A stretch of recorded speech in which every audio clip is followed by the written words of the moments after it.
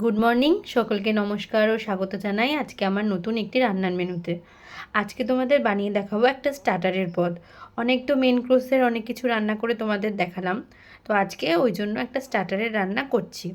তো আজকে বানাবো চিকেন টেংরি কাবাব। অলমোস্ট প্রত্যেক মানুষেরই এটা খুব পছন্দের একটা স্টার্টার। তো চলো আজকে দেখে নেওয়া যাক কীভাবে বানিয়েছি আমি এটা। তোমরাও কিন্তু বাড়িতে অবশ্যই এটা চেষ্টা করে দেখো এবং আমাকে জানিও।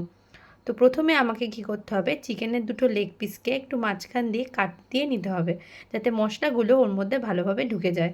তারপরে একে একে ওর মধ্যে নুন, লেবু রস, হলুদ, গোলমরিচের গুঁড়ো এবং অল্প একটুখানি শুকনো লঙ্কার গুঁড়ো দিয়ে ভালো করে চিকেনটাকে মাখিয়ে রেখে দিতে হবে প্রায় আধ ঘন্টা মতো।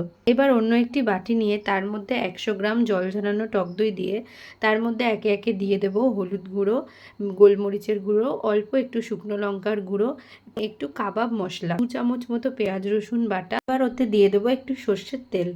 এবার সব মিশ্রণটাকে ভালো করে একটু মাখিয়ে নিয়ে ওই মিশ্রণটার মধ্যে এবার আমাকে দিয়ে দিতে হবে ম্যারিনেট করে রাখা চিকেনটা।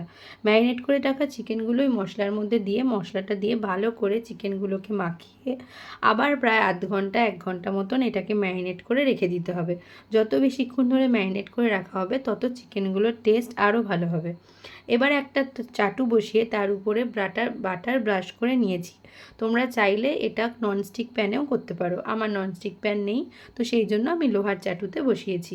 এবার ওতে বাটার ব্রাশ করে নিয়ে গরম হলে তার উপরে একে একে চিকেনগুলো দিয়ে দেবো এবং তার উপর দিয়ে একটু মশলাগুলো লাগিয়ে দেবো। এবার আস্তে আস্তে ঢাকা চাপা দিয়ে দিয়ে তোমাদেরকে এই চিকেনটা সেদ্ধ হওয়া পর্যন্ত উল্টে পাল্টে এটাকে রান্না করে নিতে হবে। মোটামুটি চিকেনটা সেদ্ধ হয়ে গেলেই ওটাকে নামিয়ে দিয়ে লেবুর রস, পেঁয়াজের কুচি এবং টমেটো কেচাপ সহযোগে পরিবেশন করুন দারুণ টেস্টি চিকেন টাংরি কাবাব। এটা খুব সুন্দর একটি স্টার্টার পদ, প্রত্যেকেরই পছন্দ হবে। অবশ্যই তোমরা বাড়িতে বানিয়ে দেখো এবং আমাকে জানিও কেমন হয়েছে রান্নাটা। আর আজকে আমার ভিডিওটা কেমন লেগেছে তোমাদের অবশ্যই সেটা কমেন্ট করে জানিও। ভালো লাগলে একটা লাইক করে দিও। আর আজকের মতো আমার ভিডিওটা এখানেই শেষ করলাম। তোমরা কিন্তু সকলে আমার চ্যানেলটাকে সাবস্ক্রাইব এবং ফলো করে আমার পাশে থেকো। বাই।